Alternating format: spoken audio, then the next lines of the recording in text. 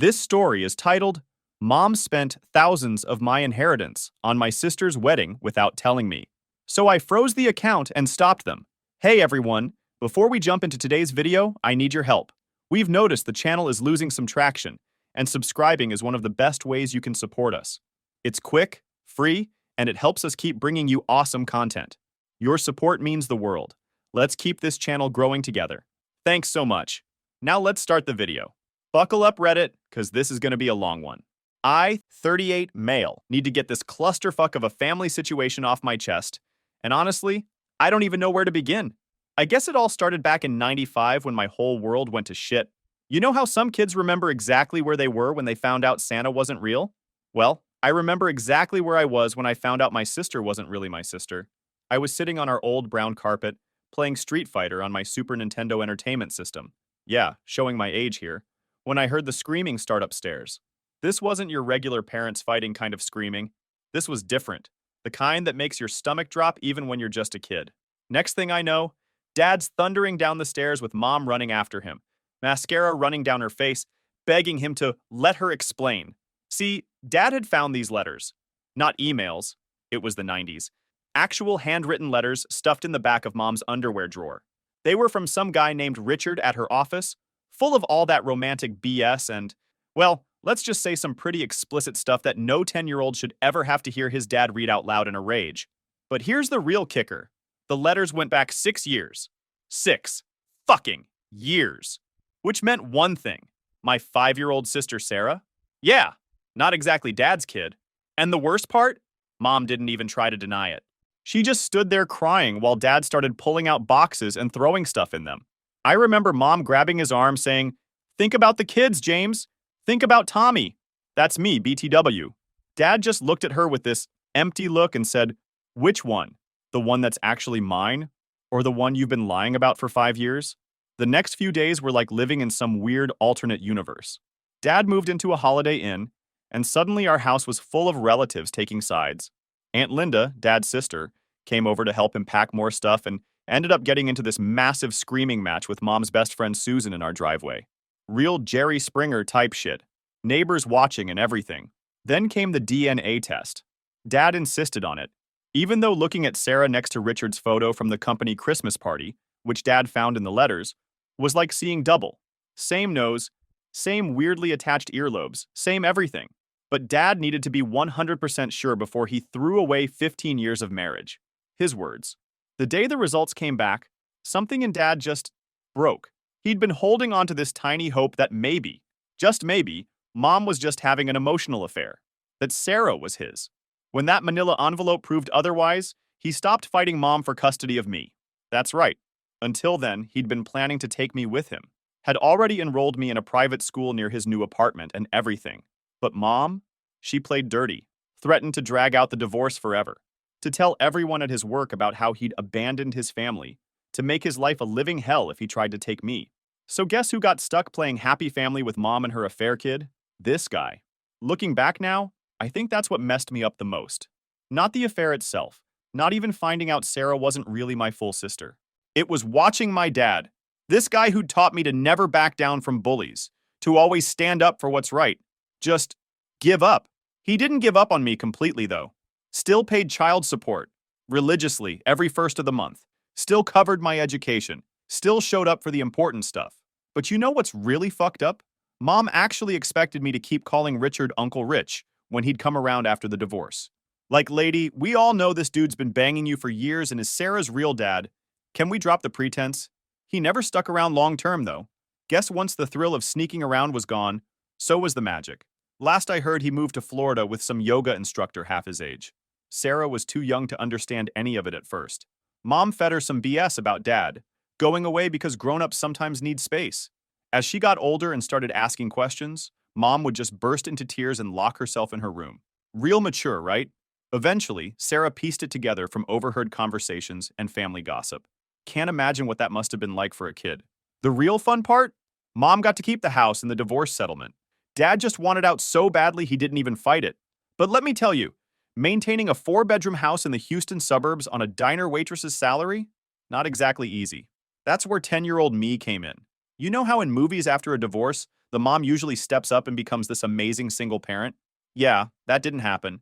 Instead, I basically became a 10-year-old adult while Sarah got promoted to golden child status. Mom's precious baby girl, who needed protecting from the big bad world that took her daddy away. Meanwhile, I got to be the kid who looked too much like the man who abandoned us. Mom's words, not mine. The first few months were the worst. Mom started picking up extra shifts at the diner to make ends meet, which meant I was in charge of, well, pretty much everything. Getting Sarah ready for school? That was me. Making sure she did her homework? Me again. Cooking dinner? You guessed it. Good old reliable Tommy. I learned to make spaghetti and meatballs when I was still young enough to need a step stool to reach the stove. Dad's child support checks came like clockwork on the first of every month. They were supposed to cover my expenses. School stuff, clothes, food, basic kid necessities. But somehow that money kept finding its way into Sarah's dance classes, her new school clothes, her birthday parties. Not that I went without. Dad made sure my private school fees were paid directly to the school, and he'd slip me extra cash during his visits. But watching Mom blow my support money on Sarah's expensive hobbies while I was stuck wearing the same sneakers for 2 years straight, that shit stings. The real kicker came when I was around 12. Mom sat me down for this serious talk about how we needed to be a team. Translation: I needed to start babysitting Sarah after school and on weekends so Mom could pick up even more shifts. When I pointed out that Dad's support money should be covering a babysitter, Mom burst into tears, her favorite manipulation tactic, and went on this whole rant about how family takes care of family and how I was just like your father, only thinking about money. Here's a fun example of the double standard. When I was 14, I wanted to try out for the football team. Mom threw a fit about how we couldn't afford the equipment, even though Dad had already offered to pay for it. Her real issue? It would mean I couldn't watch Sarah after school. But that same month, Sarah got to start $200 a month gymnastics classes because she needs an outlet for her energy. The mental gymnastics Mom pulled to justify that one could have won an Olympic medal. I wasn't completely miserable, though. I had this system worked out with Dad where he'd show up at random times to check on me. He couldn't pick me up or take me anywhere, thanks to Mom's threats during the divorce. But he'd park down the street and we'd talk through the fence during Sarah's gymnastics classes. He'd bring me books, comics, sometimes a new game for my SNES, little things that reminded me someone actually gave a shit about what I wanted. The really twisted part? Despite everything, Sarah and I actually got along okay. Not in a close siblings way, but more like reluctant roommates? She knew I resented having to take care of her, but she also knew I was the only stable person in her life. Mom was either working or crying in her room, Uncle Rich had fucked off to Florida, and her real dad wanted nothing to do with her, so she'd help me with the dishes sometimes, or cover for me when I snuck out to meet Dad. By high school, I had this whole double life thing going. At school, I was this normal kid. Decent grades, played football. Dad finally put his foot down about that one. Had friends. But at home, I was basically Sarah's substitute parent, making sure she ate vegetables, helping her with pre-algebra, giving her the talk, because Mom was too embarrassed. Yeah, that last one was as awkward as it sounds. And Mom? She just kept playing her games. She'd praise Sarah for getting B's while ignoring my straight A's. She'd brag to her friends about Sarah's gymnastics meets, but forget to mention my football games. When Sarah got her first period, Mom took 3 days off work to support her through this transition. When I broke my arm at a game, she sent our neighbor to pick me up from the hospital because she couldn't miss her shift. The cherry on top? When I got my first job at 16, GameStop, employee discount on games was clutch, Mom actually suggested I should contribute to the household, since I was making my own money now. Meanwhile, Sarah got a sweet 16 party with a DJ and catering, all funded by, you guessed it, my child support money. Looking back, I think the worst part wasn't even the responsibility or the double standards. It was watching Mom systematically try to erase every trace of Dad from our lives while simultaneously using his money to spoil her affair kid. She even made Sarah call him James instead of Dad, like he was some random dude who'd crashed on our couch for a few years. By junior year, I was working there plus doing lawn work on weekends, and still maintaining straight A's because I knew education was my ticket out. Dad's child support meant I didn't really need the money, but I was squirreling away every penny I could. Mom didn't know about my lawn job. I told her I was at football practice. The GameStop money went to household contributions, aka Sarah's expenses, but the lawn money? That went straight into a secret account at a different bank. The summer before senior year was when everything changed. I was closing up at GameStop one night when this guy came in. Turned out he was a regular customer's dad and owned a pretty successful real estate company. We got talking about college plans, and next thing I know, he's offering me a part-time job doing basic office work for way better money than GameStop. But here's the catch. It would mean no more being Sarah's after-school babysitter. When I told mom about the job opportunity, she completely lost it. I mean, full-on nuclear meltdown. How could you be so selfish? What about your sister? This family needs you. I stood my ground for once and said I was taking the job. That's when she dropped the bomb. If I took the job, I'd have to start paying rent. She actually thought this would stop me. Joke's on her, though, because the real estate job paid enough to cover her crazy rent demands and still let me save more than before. The real estate job changed everything. My boss, let's call him Mr. B, became kind of a mentor to me. He'd gone through a similar family situation and just got it, you know? He helped me apply to colleges. Mom was useless with that stuff. Wrote my recommendation letters, and even helped me figure out scholarship applications. By spring, I had a full ride to UT Austin's business school. When I told Mom I was going to college in Austin, she tried every manipulation tactic in her book. First came the tears. How could you abandon your family like your father did? Then the guilt trips. Sarah needs her big brother. Then the threats. Don't expect to be welcome back here if you leave. I just kept thinking about the account she didn't know about, with 3 years of lawn mowing money in it. The day I moved out was like something from a bad TV movie. Mom was alternating between crying and screaming. Sarah was hiding in her room, and I was trying to get my stuff out before Mom could find some way to stop me.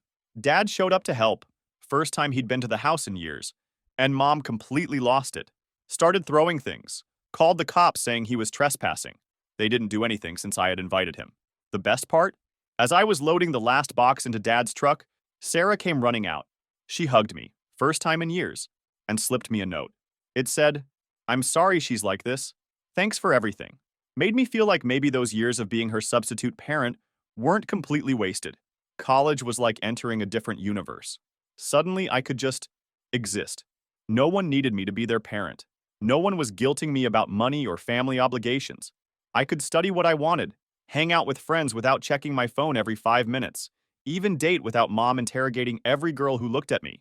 I went to therapy. University offered it for free. Joined some clubs and started figuring out who I actually was when I wasn't being Mom's emotional support animal. Mom tried to keep her hooks in me, though. Every few weeks, she'd call with some new crisis that only I could solve.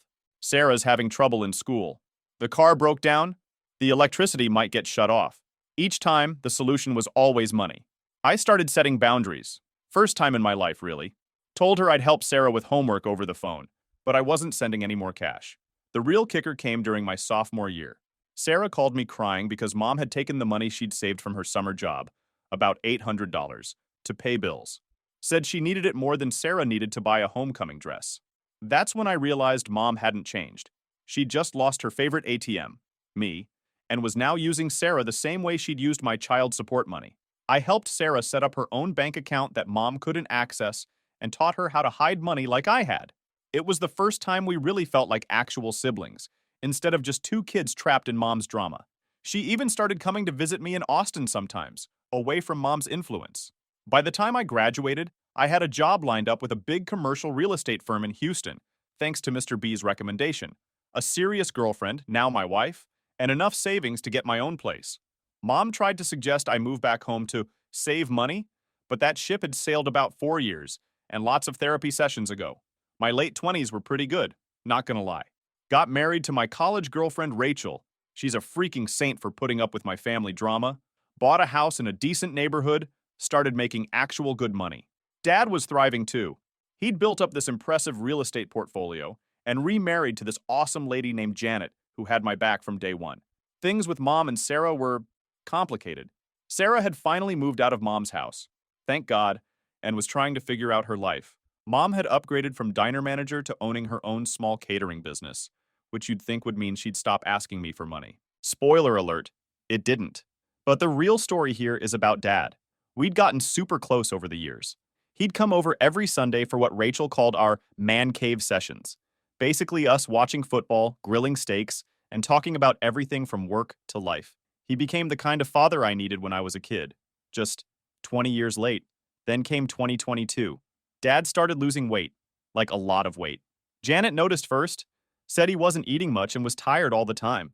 I kept pushing him to see a doctor, but he'd brush it off with that typical dad stuff like just working too hard or Must have been something I ate. Finally, in March, he collapsed at work. Rushed to the hospital, lots of tests, and boom. Stage 4 pancreatic cancer. If you know anything about pancreatic cancer, you know that's basically a death sentence. The doctors gave him 6 months. He made it 4. Those last months, though, man, Dad turned into this completely different person. Not in a bad way, but it was like all the walls came down.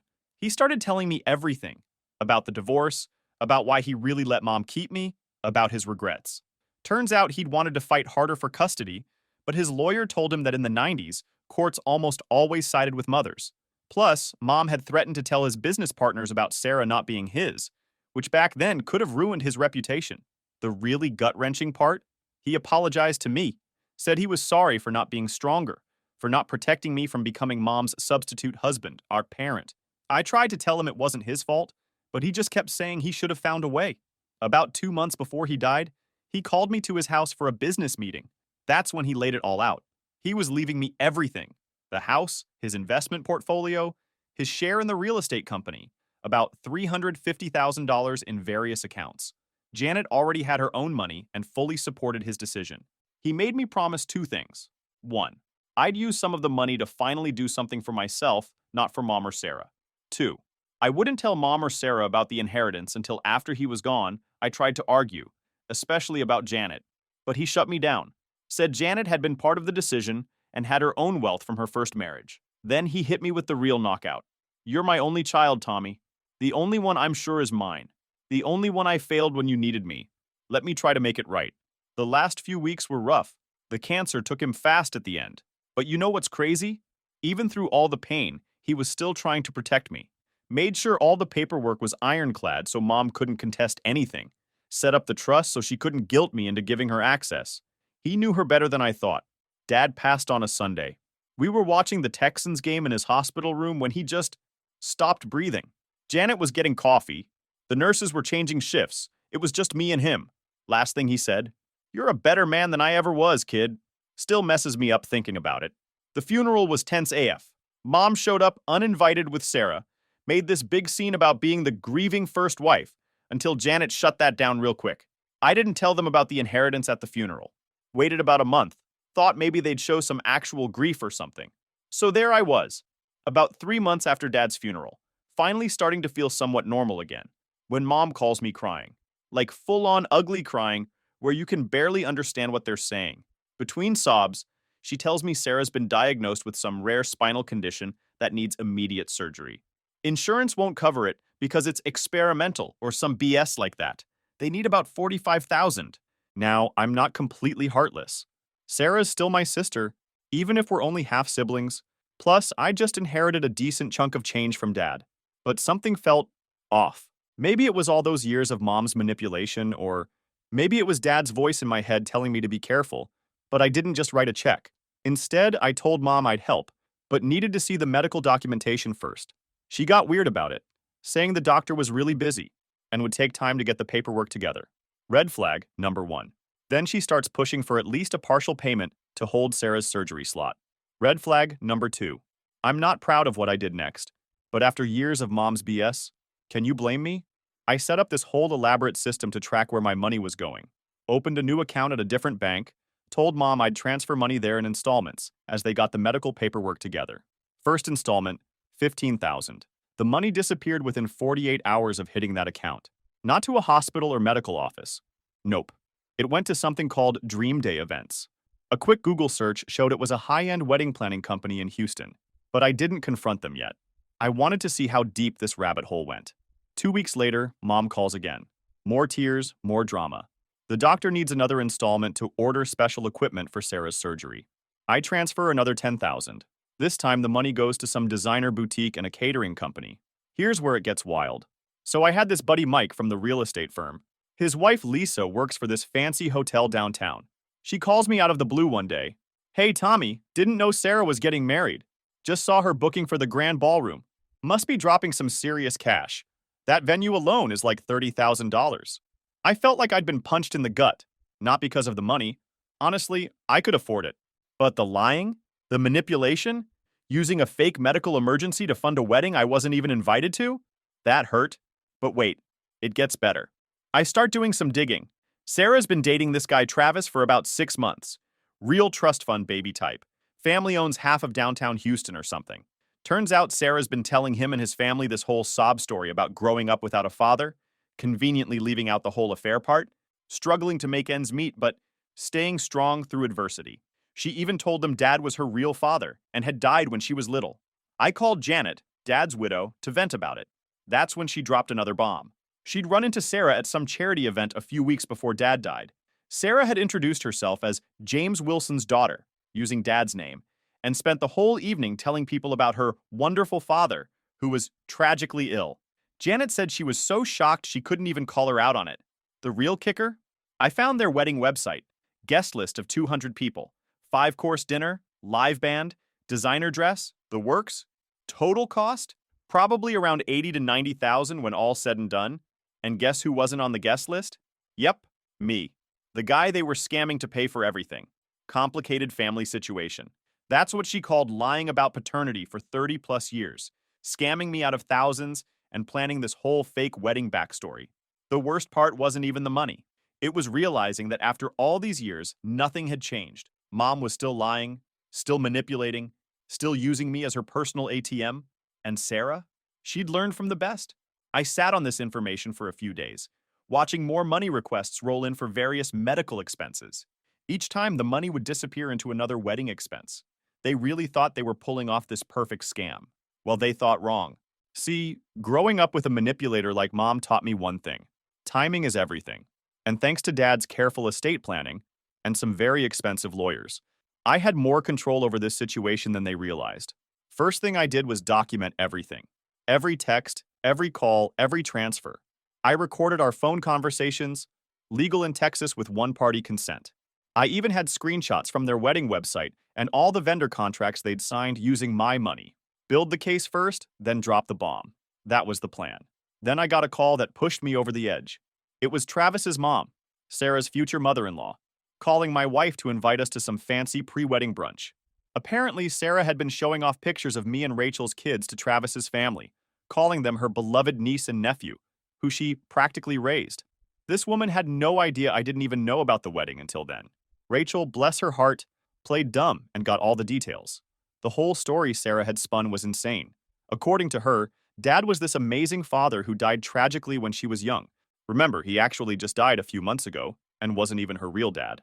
Mom was this strong, single mother who sacrificed everything for her children. And me?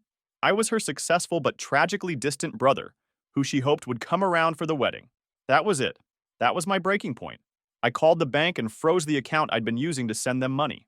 Then I contacted every vendor I could track down. The venue, the caterer, the florist, the band, and explained that the payments they'd received were under fraudulent pretenses. Most of them were surprisingly understanding, probably because they deal with family drama all the time. Then I waited for the inevitable explosion. It took exactly 2 days. Mom called first, screaming about how the venue had called her saying their payment had been flagged for fraud. She tried her usual guilt trips. How could you do this to your sister? After everything we've been through as a family? I stayed calm and asked her one question. How's Sarah's spine condition doing? Dead silence. Then she switched tactics. Started crying about how they just wanted Sarah to have one perfect day, how Travis's family would never accept her if they knew the truth about her background, how I was being selfish with Dad's money. Ironic, considering he wasn't even Sarah's father. I let her rant.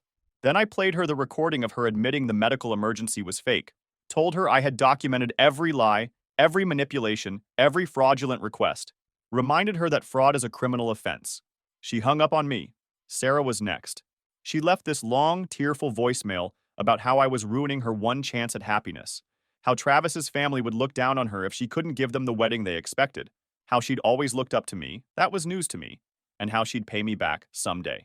I texted her back one thing. Guess lying runs in your side of the family. Harsh? Maybe. But I was done being their ATM. The real drama started when vendors began canceling. See, they'd signed all these contracts assuming they had the money, my money, to pay for everything. Without those payments, everything started falling apart. The venue needed the next installment. The caterer wanted their deposit. The florist was threatening to pull out. Mom tried damage control, called every family member asking for loans. Even tried reaching out to Janet, Dad's widow, for help. That took some nerve. But Janet, amazing woman that she is, just replied, I think Tommy's father would be proud of him for standing up for himself. Then came the nuclear option. Mom threatened to tell Travis and his family everything, including about Dad's inheritance. I laughed and said, go ahead. Turns out, Travis's family is big in real estate. They knew Dad. They knew he had one kid, me. All Sarah's lies would unravel if Mom opened that can of worms. The best part? Travis's mom called Rachel again, all worried about why we seemed hesitant about the pre-wedding brunch. Rachel, who by this point had my full permission to go nuclear, told her the whole story. Everything. The affair, the fake dad story, the scam for wedding money, all of it. Guess who called off the engagement the next day? Yes, Travis, he called off the engagement. Turns out rich guys don't like being lied to. Who knew? Everything went into complete meltdown mode. Sarah had already quit her retail job, convinced she was about to marry into money. Mom had maxed out 2 credit cards on non-refundable wedding deposits. Their perfect little scam had blown up in their faces, and they were both desperate. So after Travis called off the engagement, you'd think Mom and Sarah would finally back off, right? Nope. Instead, they doubled down on the crazy, like Olympic-level mental gymnastics. First came the guilt bombing. My phone basically exploded with messages from random family members I haven't talked to in years. Apparently, Mom went on this massive smear campaign, telling everyone I destroyed Sarah's chance at happiness out of jealousy. She conveniently left out the part about scamming me for tens of thousands of dollars with fake medical emergencies. The best part? Sarah actually showed up at my house. Just drove 6 hours from Houston to Ohio, looking like a mess, crying about how she'd lost everything because of me. My wife took one look at her and said, "The audacity of this girl," before I could even react. Sarah tried to push past her into our house, saying she needed to talk to her brother. I came to the door and she launched into this whole speech about how she'd always looked up to me, news to me, and how she just wanted one perfect day with my money. Then she dropped the real reason for her visit. She needed $25,000 to pay off the wedding vendors, or they'd sue her. I just laughed. Told her that sounds like a her problem. She actually stamped her foot like a toddler and screamed, "You have Dad's money. You have to help me." I reminded her that she spent years telling everyone he wasn't her dad, so she could keep that same energy now. Mom's reaction was even better. She started calling my work, my wife's work, even tried to contact some of my clients. Thank God for good secretaries who screen calls. Her new story was that I had stolen Sarah's medical fund, and now she was suffering because of me. Lady really thought she could spin using fake medical emergencies to fund a wedding into ME being the bad guy. The real kicker came when they found out Travis's family was suing them for fraud. See, they'd signed all these contracts with vendors under false pretenses, using Travis's family name to secure better rates. His parents were pissed about being associated with this mess. Mom's solution? She tried to remortgage her house to pay for everything. But remember that house? The one Dad let her keep in the divorce? Turns out she'd already taken out 3 equity loans against it over the years. She couldn't get another dime. So guess who she turned to? Yep, back to her personal ATM. But this time was different. She wasn't asking. She was demanding. Said I owed the family for abandoning them just like Dad did. That if I didn't help, they'd lose the house, and it would be all my fault. I sent her one text. Sounds like karma to me. Then I blocked her number. Sarah's still trying to salvage her reputation. She made this long Facebook post about forgiving family members who hurt you and how money changes people. The comments were full of flying monkeys, saying how strong she was for handling this betrayal. I just downloaded all our text conversations about the fake medical emergency and kept them ready, just in case she wants to push that narrative further. The latest? They're both telling anyone who'll listen that I'm hoarding Dad's money and destroying the family. Meanwhile, they're facing lawsuits from 3 different vendors. Travis's family is considering legal action for defamation, and that house they've been living in? Going into foreclosure next month. Janet, Dad's widow, called me last week. Said Dad would be proud of me for finally standing up to them. She's right. He spent years trying to protect me from their manipulation, and now I'm finally protecting myself. So here we are. Mom and Sarah are facing the consequences of their actions for probably the first time in their lives. They're still trying to guilt me into bailing them out, but I'm done being their emergency fund. My wife and kids are my family now, and I'm using Dad's inheritance the way he wanted, for my family's future. Final edit. Thanks for all the support, Reddit. For those asking, yes, I'm in therapy, again. No, I'm not giving them any more money. And yes, I'm finally sleeping better at night knowing I don't have to deal with their drama anymore. Sometimes the best revenge is just letting karma do its thing.